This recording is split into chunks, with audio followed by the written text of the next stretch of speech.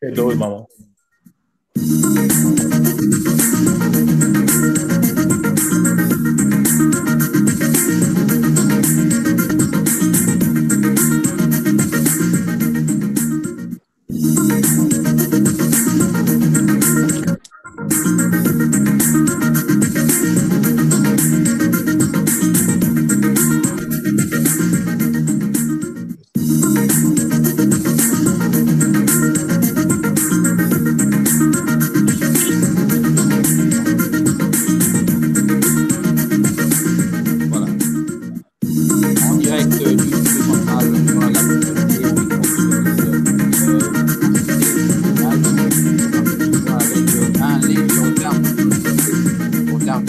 À des problèmes. Les auditeurs attendaient l'émission depuis près d'une heure. Et à m'excuser aux auditeurs, inviter le président de la communauté, monsieur Jean Médard Mouzika, Jean Médard, national congolaise et international, si le temps nous le permet, notamment le voyage du président Sassou Nguesso aux USA, j'allais dire en Russie, pas aux USA, et la récente revue du FMI, mais aussi l'affaire Chikaya Misamou qui, elle, défraie la chronique. Bienvenue donc à ce journal de la communauté, moi c'est Edine Lewis, et nous allons donc, avant de commencer cette émission, vous proposer un élément donc que j'ai eu ce matin, donc que j'ai reçu notre ami Georges Goma qui réagissait sur le voyage de Denis Sassou Nguesso en Russie. Georges Goma qui donc interprète à sa manière, vous allez le constater, ce voyage de Denis Sassou Nguesso en Russie. Donc dans quelques instants, vous allez écouter Georges Goma le temps que tout s'arrange ici. Georges Goma donc qui va intervenir sur le voyage de Denis Sassou Nguesso. Une sorte, voilà, vous avez donc Georges Goma sur ces images. Ça demande, écoutez, qu'est-ce que j'en dis du voyage de Denis Sassou Nguesso en Union soviétique? Ben, c'est une personne qui, à mon sens, est paniquée. Il est paniqué parce qu'il ne sait plus où se donner de la tête. Une carrière politique qui est la sienne, ça demande à réfléchir à un certain moment. Et on se rend compte aussi que dans Denis Sassou Nguesso, le temps semble ne pas être un facteur important pour lui. Il est venu en 98. On sait évidemment que 2 mandats de 7 ans multipliés par 2, plus 5 ans de transition électrique, eh bien, ça lui donnait un grand temps de vie au pouvoir. Et il a été surpris de voir que ce temps a passé tellement vite, qu'il a pensé pour changer la Constitution en 2015, alors que sa propre Constitution lui interdisait. C'est une personne qui pose des actes de toute conscience, des actes complètement, on peut le dire, complètement insensés. Parce que quand nous disons tout le temps que cet homme est criminogène, au départ mortifère, un régime mortifère parce qu'il est parsemé de morts depuis que M. Denis Sassou Nguesso est au pouvoir, n'est-ce pas? Le maintien de son pouvoir est associé à des morts au pouvoir Brazzaville. C'est pourquoi ce pouvoir est un pouvoir mortifère. Il s'est doublé d'une autre caractéristique qui est, n'est-ce pas, être un pouvoir criminogène. C'est-à-dire qu'il inscrit le crime dans sa constitution. C'est-à-dire qu'il peut tuer collectivement sans être inquiété. Et qu'il est en train de le faire en ce moment, au vu de tout le monde, au vu des Congolais, au vu de la communauté internationale. C'est ça qui est encore le plus grave, c'est qu'on le laisse faire. d'été complètement impossible. Et il a maintenant, il va en Russie. Et je l'ai dit tantôt, il est paniqué maintenant parce que le temps est en train de faire 100 ans aussi. Pourquoi? Parce qu'ils sent évidemment que son régime est bousculé. La restructuration de la Chine, c'est pas terminé ça. C'est pas terminé. Il n'a rien gagné. Il n'est pas possible qu'il ne puisse jamais avoir, n'est-ce pas, l'aide du Fonds monétaire international, qui n'est même pas une aide, qui est encore une façon de s'endetter, d'endetter le pays, les générations futures, à cette institution, parce que le FMI ne donne pas son argent comme ça. Et là, voilà, auprès des Russes, est-ce qu'on a vraiment besoin de l'armée russe au Congo-Brazzaville? Est-ce qu'on a vraiment besoin des armes au moment où les Congolais crèvent de faim, au moment où les étudiants, on l'a vu partout dans le monde, n'ont pas de bourse, les retraités sont maltraités, les gens n'ont pas de salaire? Alors, la meilleure chose que M. Denis Sassou Nguesso trouve à faire, c'est d'aller chercher les Russes. Mais écoutez, franchement, on perd son latin avec une telle bêtise, il faut le dire, avec une force que M.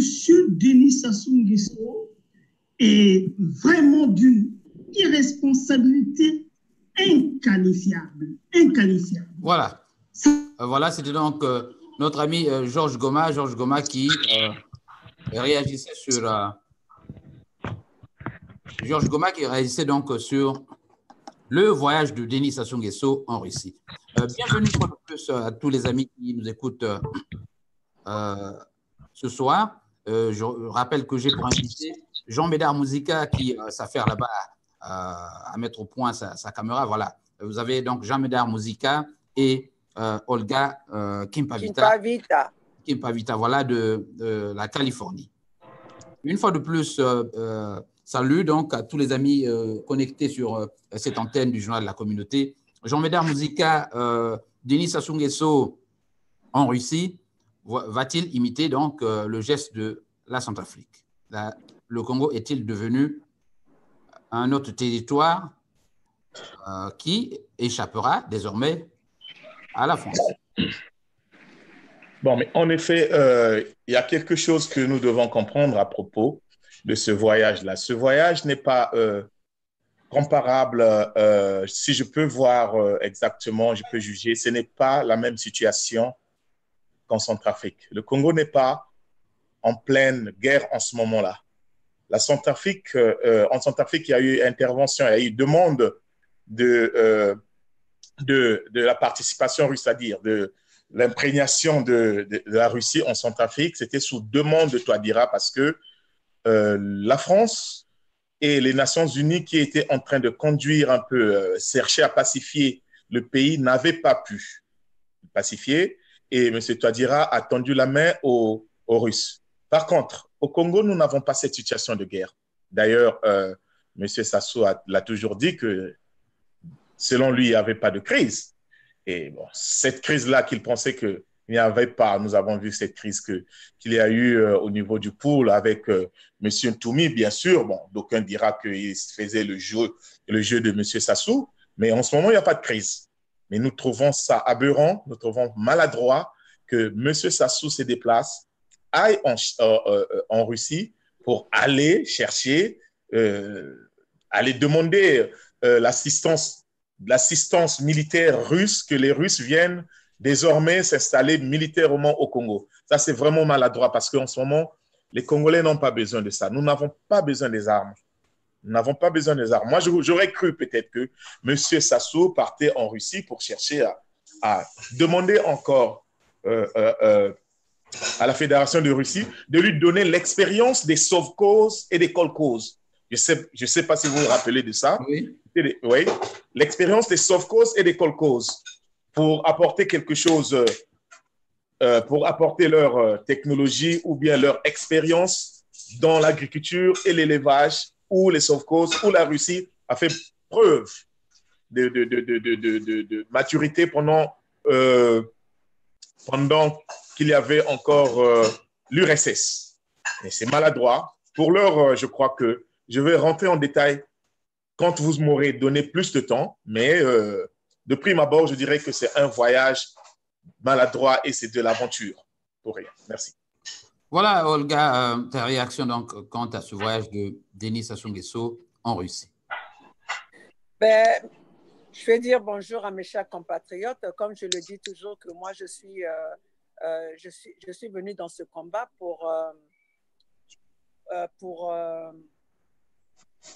en fait,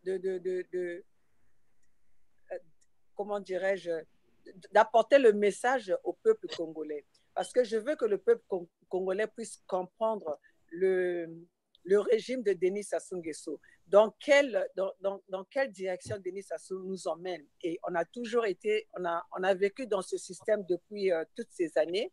Nous avons vu, nous avons observé. Donc, jusqu'au jour d'aujourd'hui, nous ne voyons pas nous ne voyons pas le développement des peuples, du peuple congolais en ce qui concerne le gouvernement de Denis Sassou Nguesso. Donc, si on va parler du voyage de Denis Sassou Nguesso en Russie, je dirais que c'est encore un hold-up que Denis Sassou Nguesso est en train d'aller préparer pour les élections de 2021. Comme d'habitude, il sait le faire. Vous savez, toutefois qu'il y a eu des élections, qu'on a eu à faire des élections au Congo, on n'a jamais eu des élections au Mali. On n'a jamais eu des élections pardon, oh là là, il y a du vent. Allez-y. On n'a jamais eu des élections dignes de ce nom. Oh là là. Vous pouvez les avoir dans vos mains, là, non? Non, parce que je ne peux pas les avoir dans mes mains parce que j'ai posé mon téléphone sur la table. Allez-y. Nous avons jamais eu les élections, nous avons jamais eu des élections claires. Ça a toujours été les élections que Denis Sassou Nguesso a toujours falsifiées et ça nous a toujours emmenés vers les guerres. Donc, je pense que ce voyage de Denis Sassou Nguesso, c'est pour aller chercher encore, s'approvisionner des armes pour venir bombarder et trouver un moyen pour tétaniser le peuple congolais qui est encore dans une souffrance absolue depuis que Denis Sassou Nguesso est au pouvoir. Voilà, Mesdames Mouzika, je reviens donc sur ma question. L'initiative comme telle, elle vous paraît normale si elle visait justement le développement du pays. C'est ce que vous insinuez. Exactement. Bon, mais écoute, Jean-Louis, nous devons comprendre que le pouvoir de Brazza, le régime de Brazza est paniqué en ce moment-là. Oui, Georges Goma parlait d'une espèce de panique, oui. Exactement. Ils sont paniqués parce que essayez de voir un peu la concordance des temps qu'il y a depuis que, il y a quelques jours, les lobbyistes financiers de M. Sassou l'ont lâché. En l'occurrence, M. Dominique Strauss-Kahn et M. Pigas, qui ont trouvé que le dossier de M. Sassou, du régime de Sassou, au niveau du FMI, ne sera pas recevable. Parce que cette restructuration que le gouvernement, le régime de Brazzaville est allé négocier en Chine n'est que de la poudre aux yeux des Congolais. Il n'y a pas eu restructuration, il n'y a pas eu quelque chose de bien. Ce n'est qu'un moyen de repousser, rééchelonner le paiement de la dette congolaise. Alors, M. Sassou, sachant cela, il se voit déjà lâché du côté de la France. C'est un problème géostratégique. Il est lâché du côté de la France, du côté, je pourrais dire, du côté de la France et les alliés, avec les États-Unis. Nous savons très bien comment M. Sassou est venu toujours en aventure ici. Il n'a jamais pu faire quelque chose avec les Américains parce qu'il y a un dossier sur lui et il n'est pas recevable ici aux États-Unis. Donc, étant donné qu'au niveau de la France, il a été lâché, M. Sassou va en Russie, ce n'est pas pour négocier sur le plan économique. Ce n'est pas une négociation pour des contrats économiques, non. Nous avons vu le le tuyau qui permet l'oléoduc pour le pétrole qui va transporter le pétrole à partir de la France, excusez-moi, de Pointe-Noire jusqu'à Oyo. Ça, ce n'est qu'un alibi. Ça, c'est un arbre qui cache la forêt. Le vrai problème de M. Sassou, c'est qu'il est paniqué. Il voit les échéances qu'il veut organiser en 2021 sont proches. Et qu'est-ce qu'il faut faire? Si et seulement s'il n'a pas un soutien militaire, il sera dans la merde. Il faut le dire, parce que quand le peuple va se soulever, et même les militaires, certains militaires qui sont autour de lui, ils sont prêts à se soulever. Qu'est-ce qu'il faut faire? Il faut chercher un appui militaire d'un pays qui peut accepter cela. Monsieur Sassou est en train de confondre les époques. Nous ne sommes plus pendant les époques de la guerre froide. Il faut aller tendre la main parce que, bon, du côté de la RDC, entre parenthèses, ancien Zaïre, il y avait Mobutu. Bon, maintenant, Mobutu avec les Américains, il faut que Ngouabi parte vers les Russes. Donc, c'est ce que M. Sassou est en train de confondre. Ce n'est plus oui, mais d'ailleurs, comme tel, vous ne pensez pas que la présence des Russes tend justement à le rassurer? Est-ce que ce n'est pas justement pour cette raison qu'il a dû signer ces contrats? Bien sûr, pour se rassurer de sa sécurité. En effet, Monsieur Sassou... vous pensez que les Russes vont facilement le lâcher si jamais ils venaient déjà commencer à entreprendre ce projet? Je vous dis que M. Sassou, les Russes vont le lâcher parce que M. Sassou a vu comment les Russes ont soutenu indéfectiblement Bachar al-Assad. Vous voyez, quand vous essayez de voir les Russes ayant des intérêts en Syrie, ils ont soutenu Bachar al-Assad jusqu'à ce qu'en ce moment, la guerre est pratiquement finie, tout ça là. Il se dit que lui aussi, de son côté, si et seulement si il y a révolte et qu'il y a, je ne le souhaiterais pas, qu'il y a peut-être affrontement ou quelque chose comme ça, si et seulement si il mate le peuple congolais, qu'il y ait de l'intervention des Occidentaux pour protéger, bien sûr, les droits des Congolais bafoués, les Russes viendront de son côté. Il est en train de faire, en quelque sorte, je peux dire, il demande cela parce qu'il a vu ce soutien russe là-bas, au niveau de la Russie. Donc, voilà pourquoi il veut donner le marché, certains marchés aux Russes, par exemple, la construction de l'oléoduc de Pointe-Noire à Oyo, qui devait être pour lui un intérêt russe que les Russes défendront jusqu'au bout. Donc, voilà la stratégie de M. Sassou. Ce n'est pas une stratégie pour appeler les Russes, venir au Congo pour investir, quoi que ce soit. En tant que j'ai souligné, par exemple, les kolkhozes et les sovkhozes dans l'agriculture, dans l'élevage. Ce n'est pas cela. M. Sassou voit 2021 pour que les Russes le soutiennent jusqu'à la fin de ses jours. Voilà. Allez-y, Olga. Un passage en force qu'il veut préserver. N'a jamais gouverné pour développer, pour l'intérêt du peuple congolais. Denis Sassou Nguesso a toujours gouverné pour protéger ses propres intérêts. Donc, nous, le peuple congolais, nous devons le savoir aujourd'hui. Donc, moi, je pense que le travail que nous devons faire au jour d'aujourd'hui, c'est sensibiliser le peuple congolais d'être prêt, parce que les voyages de Denis Sassou Nguesso en ce moment, c'est pas pour aller chercher à trouver des solutions pour l'intérêt du peuple congolais. C'est pour aller voir comment est-ce qu'il peut faire pour allonger les élections qui vont venir, les élections de 2021. Comment voir pour protéger au cas où il va mettre son fils Kiki. Comment est-ce qu'il va faire un hold-up pour que son fils soit à la tête de ce pays, pour que son fils puisse gagner ses élections, ou comment faire pour tétaniser, pour maîtriser le peuple congolais. Et comme il sait toujours le faire, il le fait avec les armes. Parce que Denis Sassou Nguesso a perdu tant d'argent et tant d'armes dans la région du Poul, et aujourd'hui, il est quand même en rupture de ces armes-là et ne sachant pas où se trouvent aussi les armes, parce que le fait que ces gens-là partaient bombarder dans le Poul, il y a eu quand même des gens qui ont des armes qu'il ne peut pas maîtriser. Donc, son truc, c'est il va en Russie pour aller chercher les alliés pour le protéger pour les prochaines élections. Ce n'est pas pour autre chose, ce n'est pas pour l'agriculture. On a vécu, je me rappelle quand j'étais jeune, Denis Sassou Nguesso il y avait le truc, comment on appelait ça? Vivre durement aujourd'hui pour mieux vivre demain. C'était Sassou, non? Non, c'était Yombi. C'était Yombi. Non, le truc après l'an 2000, je ne sais pas. C'était autosuffisance d'ici l'an 2000.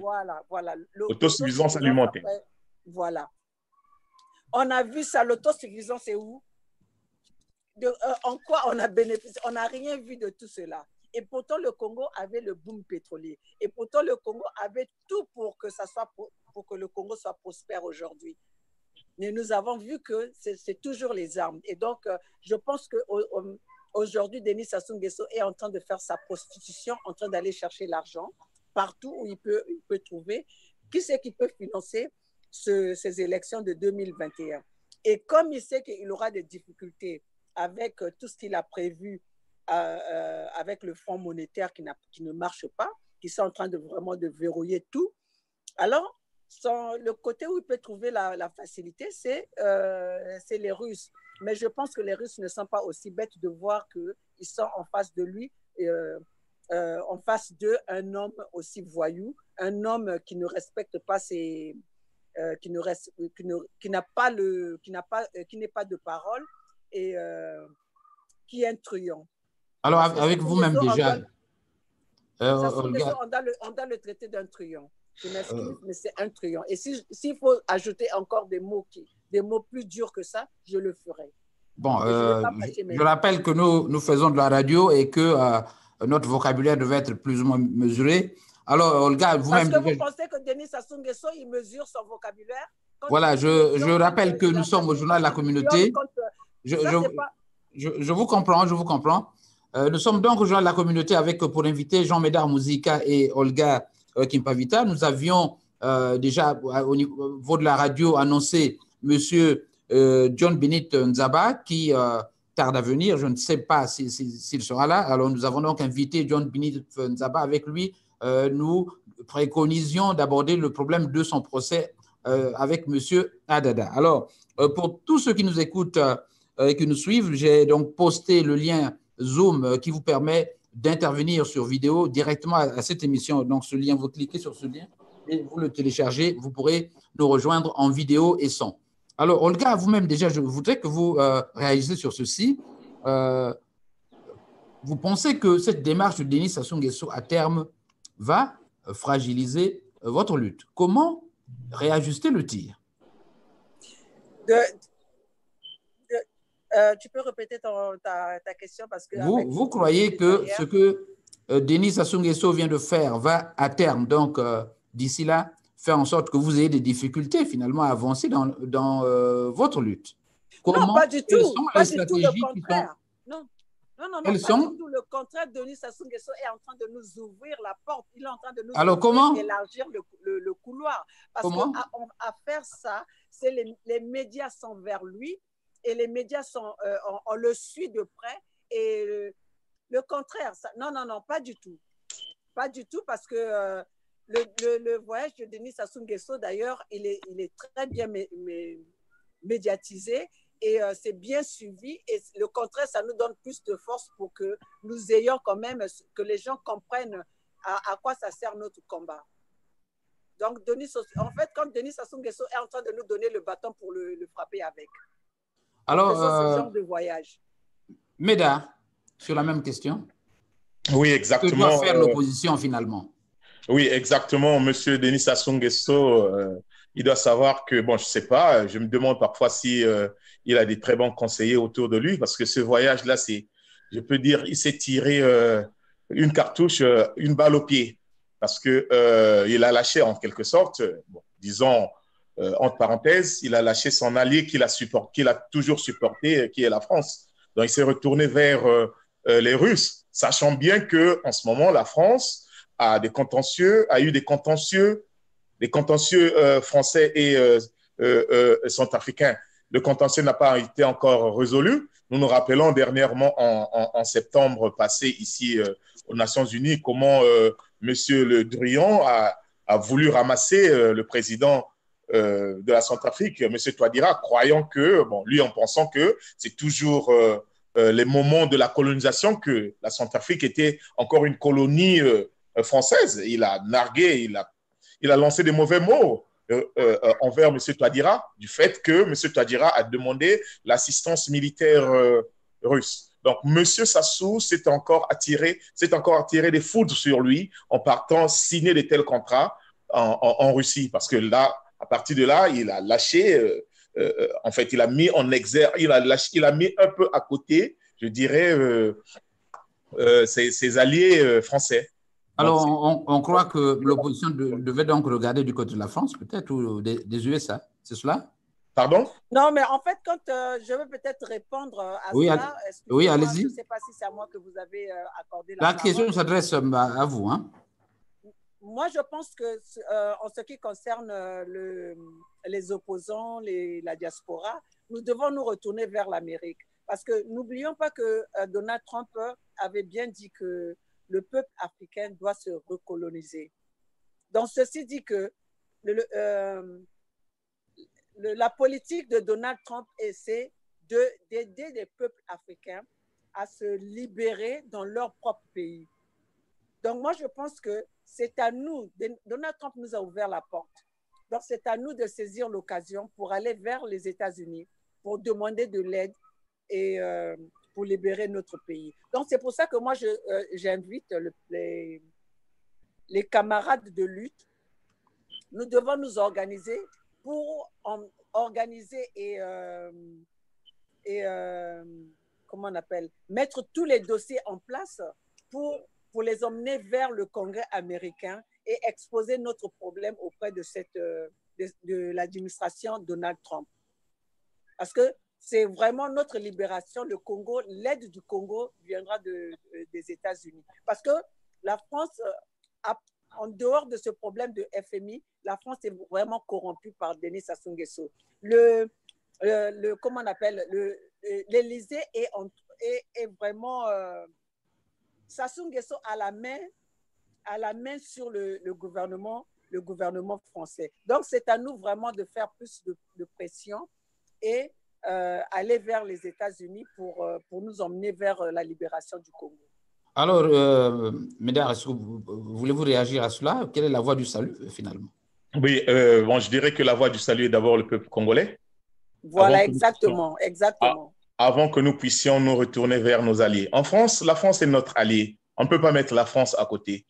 Les États-Unis sont là aussi, comme nos alliés. Ils sont des alliés, nous traitons avec tout le monde. La porte est ouverte au niveau de la France, au niveau des États-Unis. Et surtout les pays occidentaux, il faut le dire, parce que nous ne pouvons pas nous retourner vers la Chine ou bien la Russie. C'est des pays qui bafouent les droits de l'homme. On peut tuer les Congolais et puis ils s'en foutent pas mal. Bon, au niveau de la France, nous le savons très bien, comme ma sœur vient de le dire, que l'Élysée, en parenthèse, a un soutien de Sassou. Bon, nous le savons très bien. Nous le savons, mais quand on va dedans, c'est des lobbies qui sont là.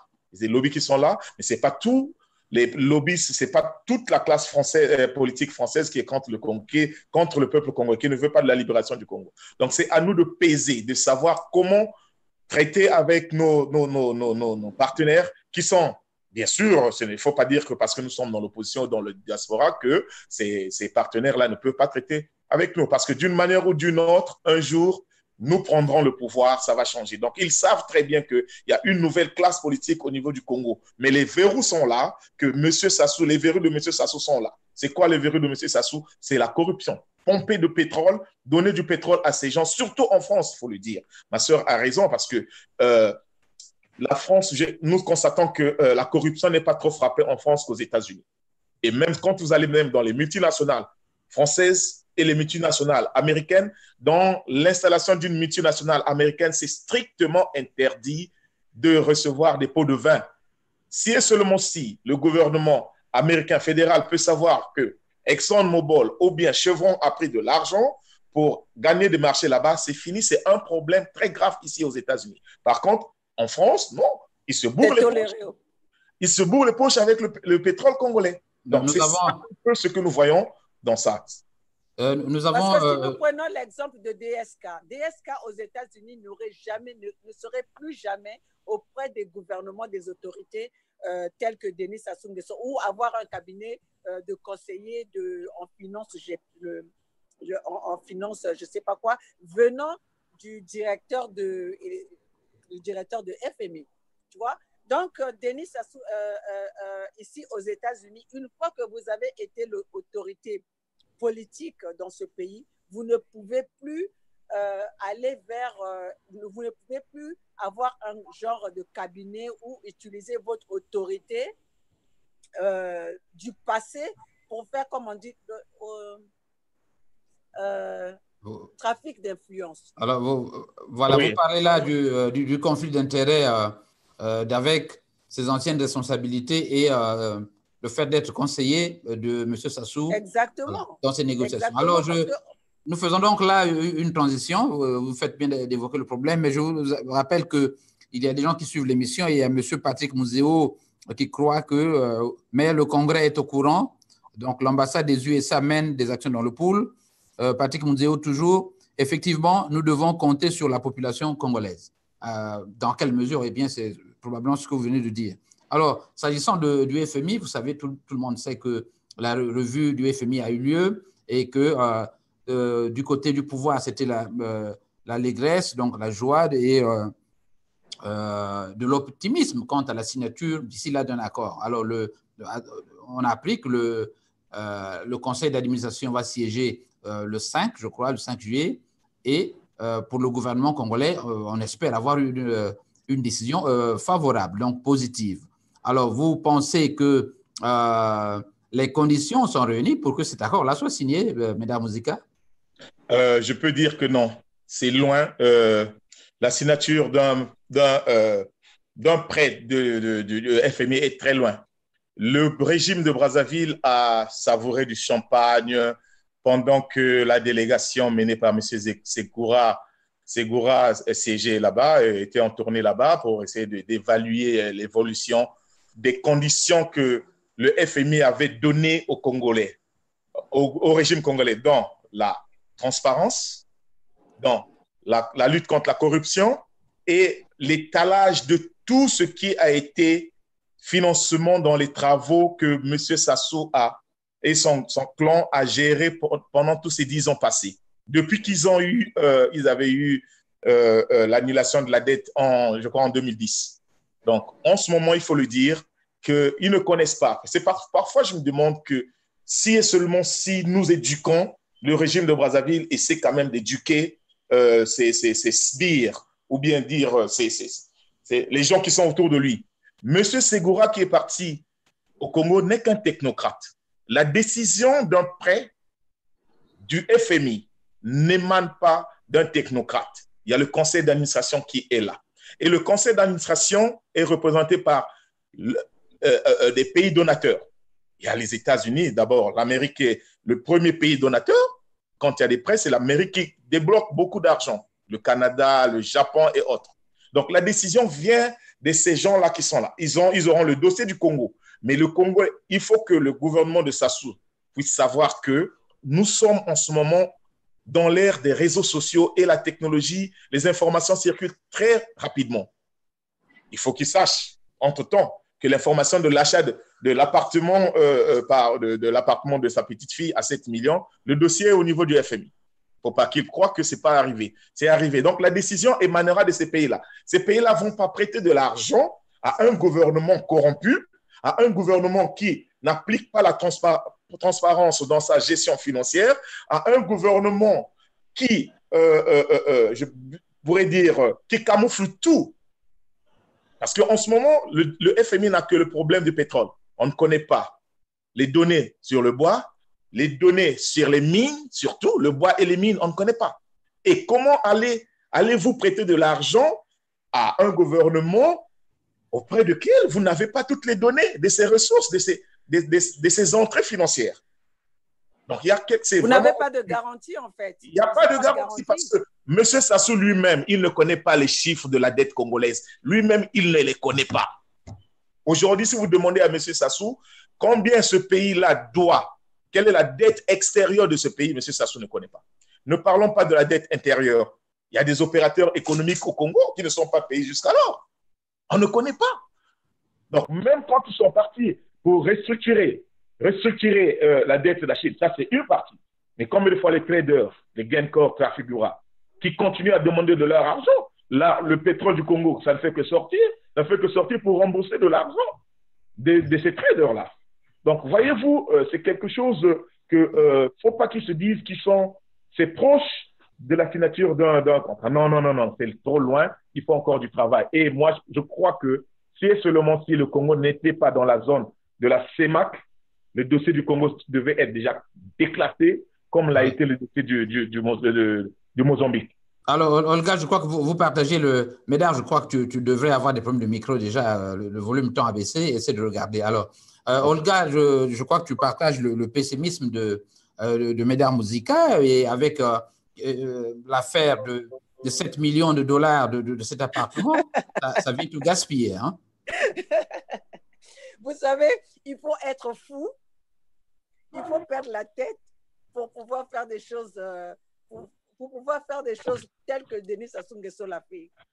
Et même sa fille, parce qu'aujourd'hui, Denis Sassou Nguesso a des mauvais conseils. Je peux que rigoler de ça. Parce que ça manque d'intelligence.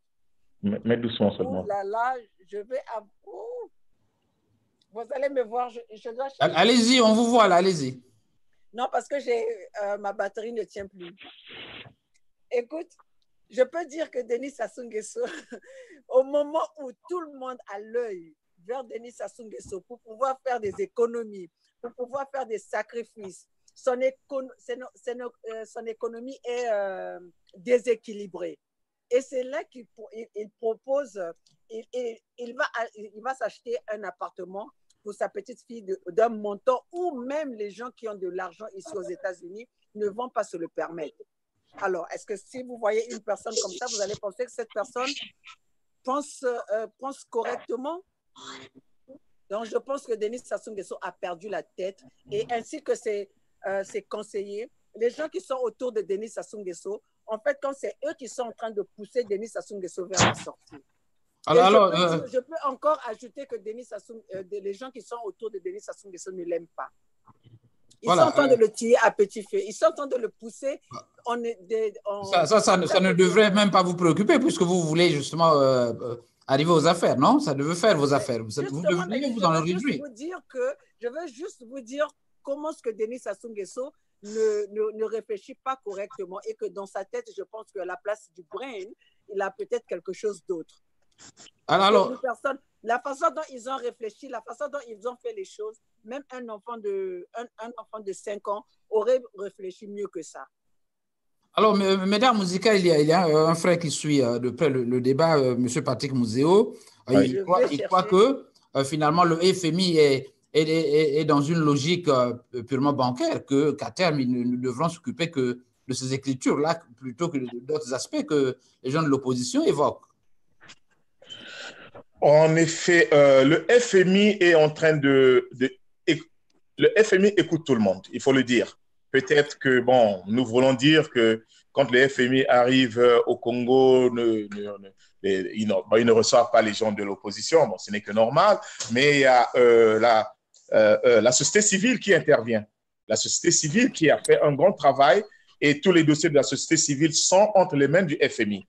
Et tenez-vous bien, parce que quand la société civile congolaise est en train de travailler avec le FMI, il y a des gages, il y a des courriers qui se passent, qui sont envoyés au FMI pour leur dire que ce gouvernement-là, c'est un gouvernement corrompu. Et si vous donnez de l'argent, c'est de l'argent que vous allez mettre dans un tonneau troué. Ça va sortir, ça va partir. Et en prenant l'exemple, par exemple, de l'Argentine, l'Argentine a eu ce même cas pendant la dictature là-bas.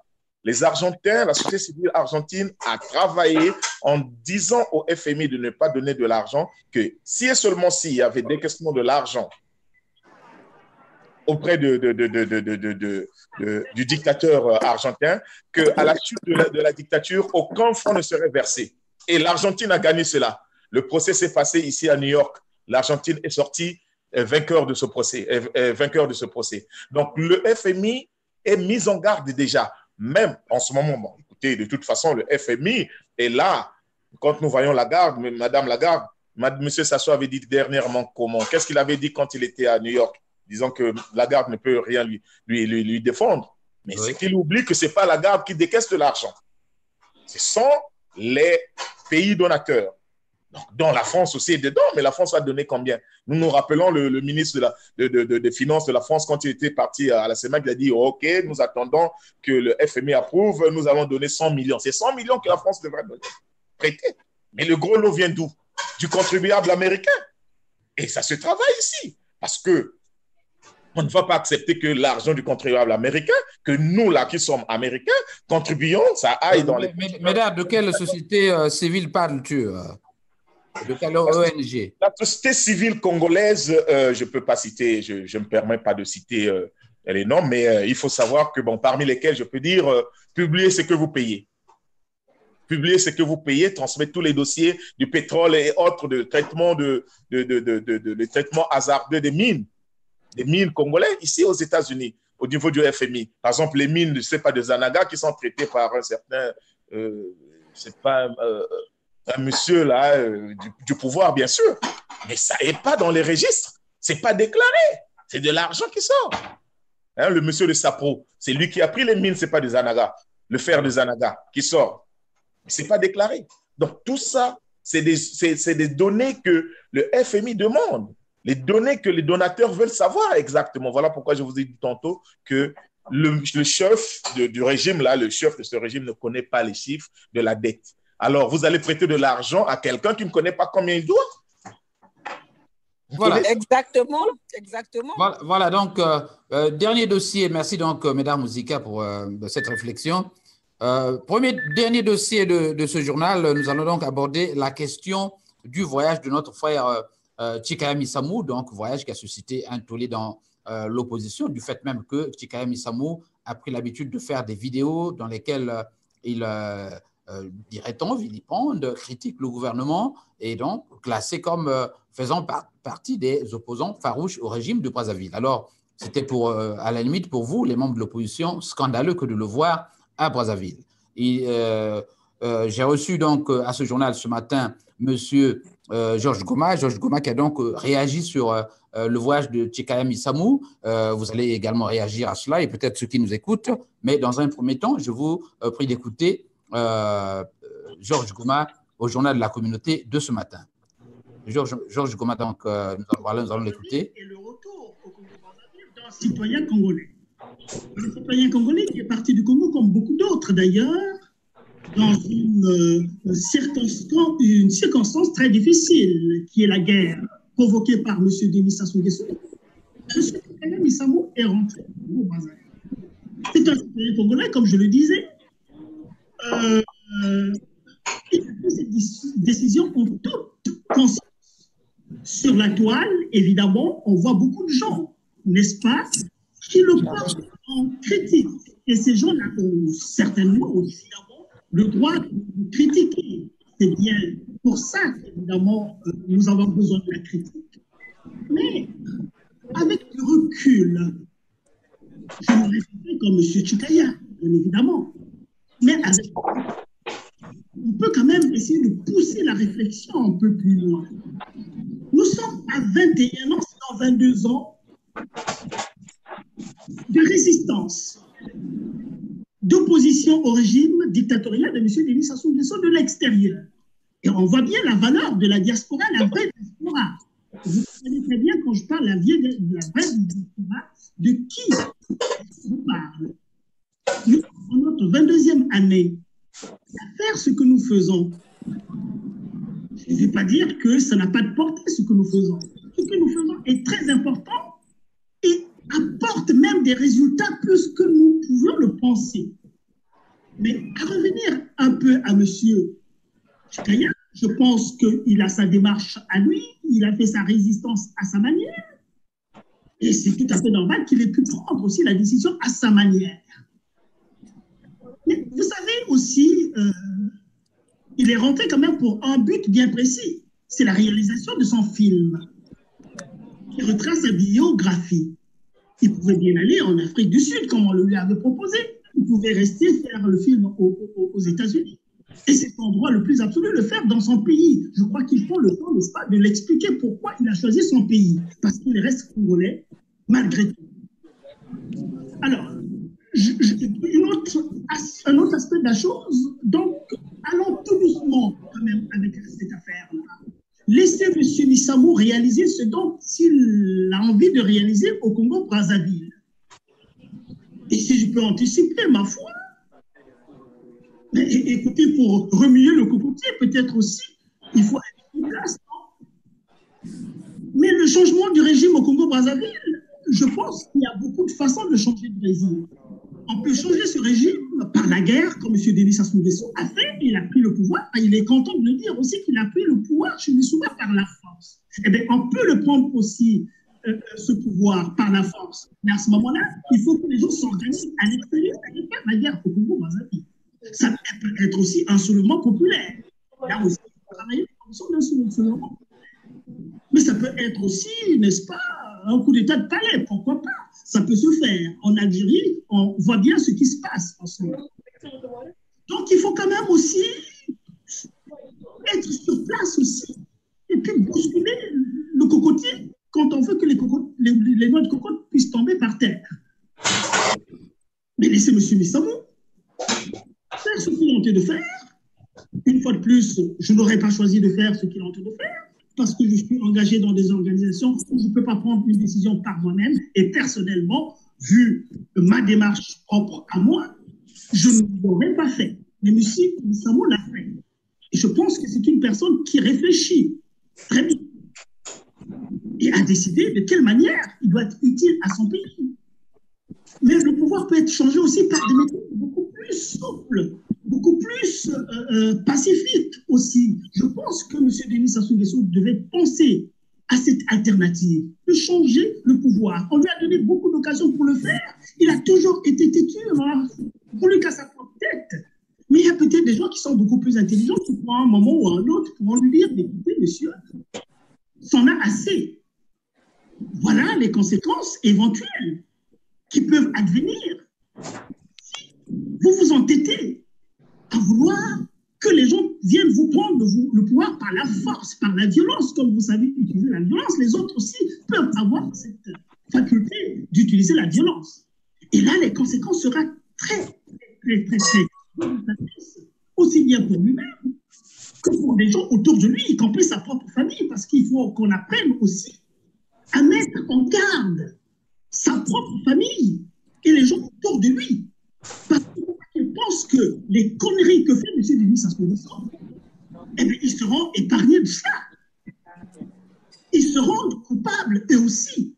Si Denis Sassou Nguesso est criminel, comme on l'a expliqué, clairement, objectivement, eh bien, tous ceux qui soutiennent Denis Sassou Nguesso seront des criminels et seront traités de cette manière-là aussi.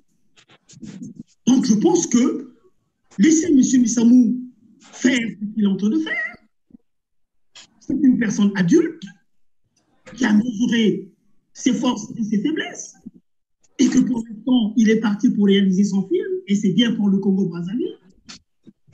Maintenant, ceux qui veulent le critiquer à tout bout de champ, ils peuvent le faire également et je peux le comprendre également. Et j'aurais le cœur très, très brisé si la démarche de M.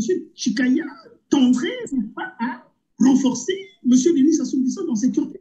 Ça, je ne le supporterai pas.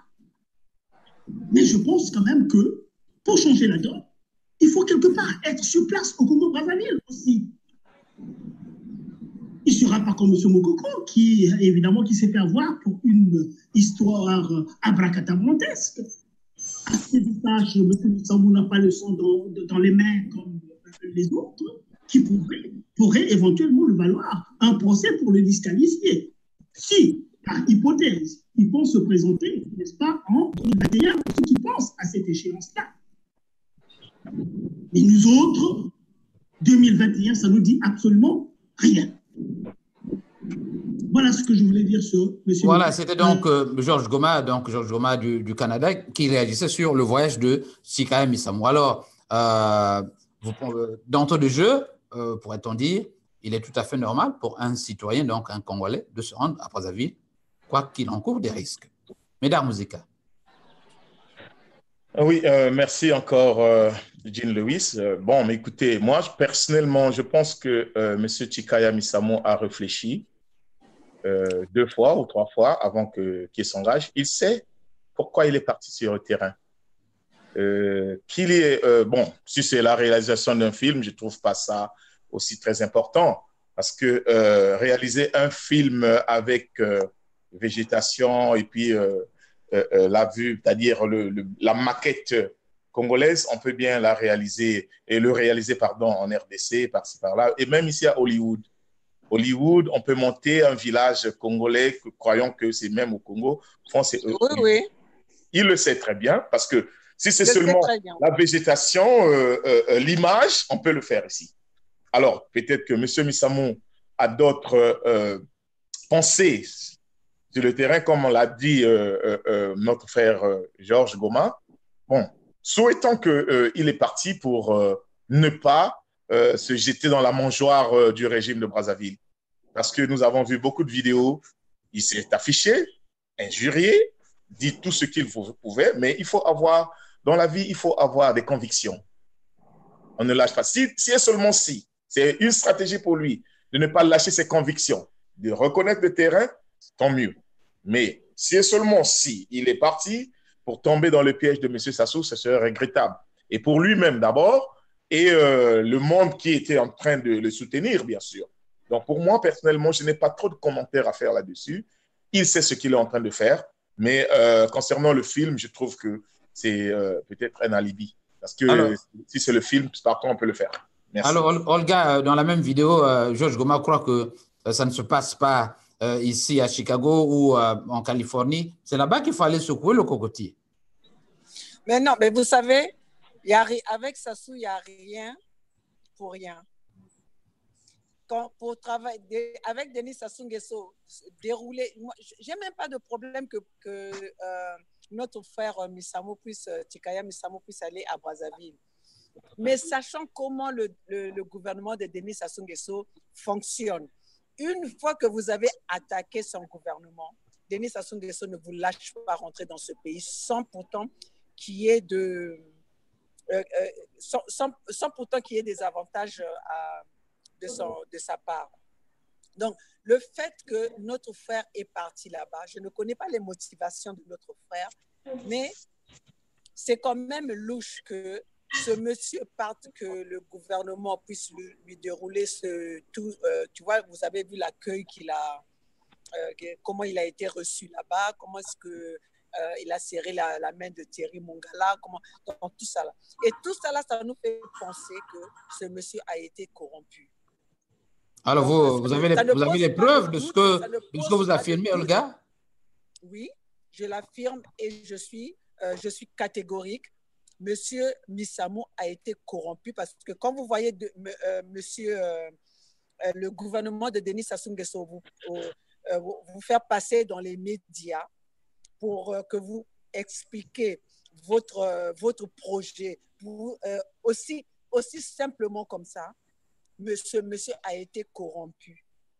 On n'a pas de doute là-dessus, mais on aimerait quand même qu'il puisse nous expliquer quelles ont été ses motivations de se rendre au Congo. Ce n'est pas vraiment pour seulement le film, parce que si c'était pour le film, on pouvait avoir le même cadre du Congo ici à Los Angeles, parce que moi-même, j'ai été figurante à des films qu'on a fait pour les pays comme le Soudan, le Rwanda, Son of Africa, something like that. Oui, à Son of Africa. On a fait un décor de l'Afrique ici, à 30 minutes de chez moi, dans la vallée. Ils ont tout décoré la forêt de l'Afrique. Donc, vraiment, voir que ce monsieur aille là-bas pour ce projet, pour son film, je pense qu'il y a quelque chose derrière ce projet-là avec le gouvernement de Denis Sassou Nguesso. Et le gouvernement de Denis Sassou Nguesso ne te laisse pas rentrer dans ce pays, comme vous l'avez déjà critiqué, et vous laissez comme ça, vous rentrez, vous serrez la main, bon voilà, le monsieur, on vous laisse dans les médias. Ils ont fait ça avec Rostel Bakwa, on a bien vu ça. Donc ça serait quand même, c'est vraiment dommage, et ça serait une honte pour monsieur. Olga, est-ce que tu peux un peu réajuster ta caméra parce qu'on ne te voit plus que du nez. Hein? Voilà, un peu plus. Ah, comme ça, parce que vous savez, non, j'ai changé. Faites le contraire, là. Faites le contraire. Voilà, vous devez descendre un peu plus. Voilà. Voilà. Parce que j'ai changé d'endroit à cause de la batterie. Oui, donc, voilà ce que je voulais dire. Ça serait quand même dommage, après tout le combat, après tout ce qu'il a fait ici, on a vu dans les vidéos, on a vu. Moi, j'ai été même là où monsieur, notre famille Samou, avait son cadre de fitness là. Alors, voir toutes ces femmes-là à qui il a mis ce slogan de Sassou Bikanti ou Sassou Irikanti ou quelque chose comme ça, et le voir aux côtés de ce même gouvernement pour parler des projets, alors que c'est le même monsieur qui a mis ce pays-là dans cette situation, ça serait quand même... c'est désolant de la part de ce monsieur. Voilà. C'est aussi... Voilà, Olga. Merci, Olga. Vous, en off, nous abordions une question importante. Vous évoquiez la question, encore une fois, essaie encore de réajuster ta caméra, Olga. Attends, je vais peut-être changer de avoir place. tout ton visage. Voilà. Parce que je suis... Vous me voyez? Un peu plus bas encore. Faites l'effort parce que voilà, nous allons bientôt nous séparer. En off, je disais que vous... Parce que j'avais plus de batterie, il fallait... Je suis à la piscine. Voilà, donc nous évoquions, voilà. Médard, la question du déficit même de communication. Olga croit qu'au niveau de nos médias, au niveau de la presse ou des vidéos que nous produisons, le discours est plus ou moins hermétique, que les gens ne suivent pas. Votre réaction là-dessus, d'abord, Médard? Oui, je ne sais pas. Elle fait allusion à... C'est-à-dire qu'elle croit que la population n'est pas suffisamment informée sur ce que fait l'opposition. La conscientisation ne se fait pas comme elle le devait. Et donc, elle croit que c'est un déficit qu'il faut absolument corriger. Oui, bon, mais c'est un déficit qu'on ne peut pas corriger facilement, étant donné que nous sommes à l'étranger. Il faut savoir, il y a un problème en ce moment qui mine la population congolaise. C'est la crise financière. Je ne sais pas si Olga rentre souvent en contact avec des amis ou des parents qui sont au Congo. Certains, pour vous appeler, ils attendent le forfait. Ils attendent avoir un forfait pour qu'ils se soient connectés sur Facebook ou bien sur WhatsApp. C'est ça le grand problème qui se trouve sur le terrain au Congo. Les gens n'ont pas d'argent. Imaginez que les gens, en ce moment, ils ont le téléphone, c'est vrai, ils n'ont pas de salaire, que quelqu'un va prendre 5 000 francs pour se connecter et puis nous suivre. Non, la communication, c'est comme je peux dire, c'est un luxe, c'est encore un luxe au Congo. C'est encore un luxe parce que les gens ne sont pas connectés 24 sur 24. C'est difficile qu'ils puissent nous suivre. C'est vrai qu'il y a une frange de la population, une partie de la population qui peut suivre, mais la basse classe, la population basse qui est vraiment très active ne nous suit pas. Ça, c'est vrai, c'est un déficit, mais il ne faut pas les imputer tort et ce n'est pas de notre faute. Le problème, c'est que le système a monté quelque chose, la stratégie du système en place. Mais c'est fait exprès de toute façon, c'est fait exprès. Il fait exprès. C'est un génocide éducationnel, c'est un génocide. Tout ce qu'ils sont en train de faire, c'est pour mettre le pays par terre, que les gens ne sachent pas ce qui se passe autour du monde. C'est comme ce qui se passe en Corée du Sud, excusez-moi, en Corée du Nord. C'est pas les Coréens. Les Coréens du Nord ne connaissent pas le portable. Donc voilà. Donc c'est pour tout juste les garder sous l'emprise du régime. C'est une stratégie que le régime a montée. Voilà, et il nous reste pratiquement deux minutes. Olga, est-ce que vous pouvez rapidement réagir sur la situation des étudiants congolais de Cuba? Alors, est-ce que vous en savez quelque chose? Quels sont les derniers développements de cette situation? En quelques 30 secondes. Mais oui, mais justement, nous n'avons plus de nouvelles par rapport à ce qui concerne nos étudiants. Les dernières nouvelles que j'avais reçues, c'était on disait que le ministre de l'Éducation, je pense, M. Mboulou, qui était parti payer une partie des bourses et récupérer. Il y avait des étudiants qui étaient en prison parce qu'ils avaient réclamé, ils revendiquaient leurs droits. Donc, jusqu'au jour d'aujourd'hui, je ne suis pas vraiment au courant de ce qui se passe, mais ce que je demande seulement que le peuple congolais doit se lever. Notre libération nous appartient à nous, le peuple congolais, et la vraie armée du Congo, c'est le peuple. Alors, tout pendant que nous restons les observateurs de notre mal, ça serait de notre faute. Donc, c'est pour ça que moi, j'invite que ce soit les étudiants. Vous savez que même Denis Sassou Nguesso envoyait les étudiants à l'extérieur. C'est une façon d'envoyer les étudiants à l'extérieur et de ne pas leur donner leur bourse, ne pas leur donner leur bourse. Allez-y, allez-y. Ne pas leur donner leur bourse, c'est un moyen pour lui d'écarter, parce qu'il sait que le danger viendra de la jeunesse. C'est pour écarter le danger loin de la maison, c'est-à-dire loin du Congo. Comme ça, c'est tout ce monde-là à qui il a déjà maîtrisé, pour ne pas que son gouvernement soit en péril. Donc, c'est pour ça que d'ailleurs, ils envoient la jeunesse à l'extérieur. Donc, moi, je pense que nous devons soutenir notre jeunesse et nous devons parler à la place, même à la place de nos étudiants. Parce que ce qu'ils ont fait, aller chercher les étudiants de Cuba, les ramener, soi-disant, je ne sais pas si vraiment ils ont quand même été rapatriés, mais si cela a été fait, c'est à nous, en tant que parents, j'invite les parents du Congo, les parents du monde entier, de ces gens-là qui sont, de ces étudiants-là, de se lever et qu'on n'ait plus peur pour sauver l'avenir de nos enfants.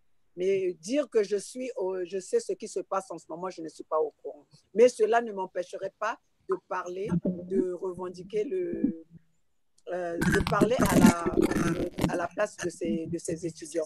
Qu'est-ce qui se passe? Nous avons des problèmes d'image. Vous me voyez quand même? Avec le gars. Voilà, un dernier mot? Rapidement. Donc, le peuple congolais doit se lever pour sauver notre pays. Parce que personne d'autre ne viendra se battre à notre place. Nous devons prendre l'exemple de ce qui s'est passé dans les pays comme le Soudan, l'Algérie, la Tunisie, dans le temps, le Burkina Faso et tout. Donc, le peuple congolais doit être prêt. J'inviterais même que le peuple congolais soit prêt pour le 5 juillet. Parce que le 5 juillet, ça va barder. C'est le 5 juillet où même Denis Sassou Nguesso saura que s'il est lâché ou pas. Et nous, le peuple congolais, on ne doit pas être surpris de cette date-là. Nous devons être prêts pour contrecarrer le projet de Denis Sassou Nguesso d'emmener les armes au Congo pour nous éliminer encore, pour nous tuer, pour nous massacrer encore de plus belle. Alors, mesdames, Musica, rapidement. Oui, mon dernier mot, c'est dire que nous devons être soudés, parce que le combat que nous sommes en train de mener, c'est comme nous sommes sur le champ de bataille. Et il faut s'inspirer toujours de l'ANC qui a combattu l'apartheid pendant des années, des décennies. Donc, nous ne pouvons pas lâcher, parce que quand nous sommes sur le champ de bataille, il y a des blessés, il y a des déserteurs, il y a des tombés. Mais il faut aller toujours de l'avant. La victoire appartiendra toujours au peuple. C'est le peuple qui gagne. Toujours, quel que soit le temps. Et le peuple gagne toujours.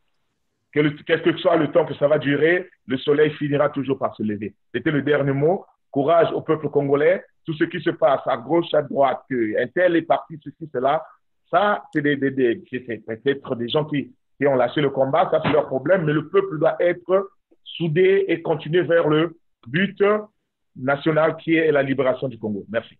Voilà, donc, vous savez que la Bible déclare toujours que la Bible déclare que si mon peuple périt faute de connaissance.